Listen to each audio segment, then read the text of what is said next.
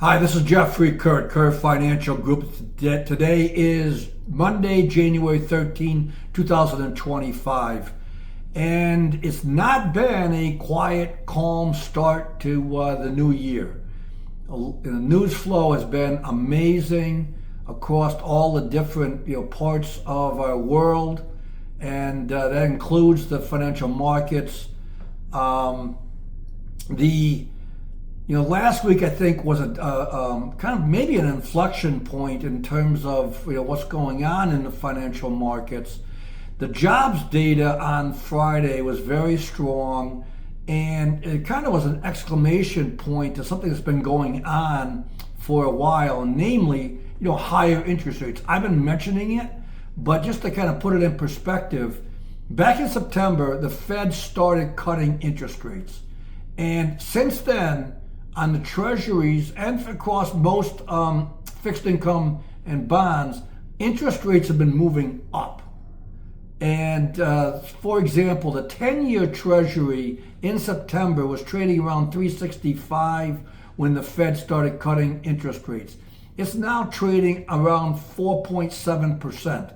That is a huge move in interest rates and in bonds. That 1 percentage point may not seem like a lot. That's a big move, and a big negative move in terms of higher interest costs for borrowers, and for mortgages that keeps going up, and that's going to be a problem for the housing market. So I think also the higher interest rates is just impacting across stock market, the cryptocurrencies.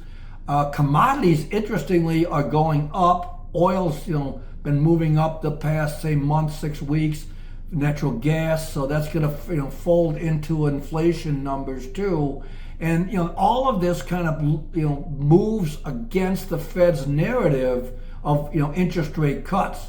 We mentioned last week that may be down to 2 cuts for the year, and that may be disappearing too. And I think that's the big adjustment. Somewhat surprised that there hasn't been, more of an acknowledgement that, interest rates may not be coming back down. But, right now there's an adjustment going on. The Dow is down around 700 points on Friday alone. Got some selling here today. Looking forward for this week, we've got CPI and PPIs, Consumer Price Index, Producer Price Index this week, which are indicators of inflation. And if they come in, stronger, again, interest rates might be moving higher still, and that's going to be a big obstacle for the economy as well as the markets. So I think that there's it's a lot of risk going on now. So be careful in however you're trading or investing. If you need some help or some questions, happy to try to have that conversation. So let us know. Thank you for listening. We'll be back on Wednesday. Thank you and goodbye.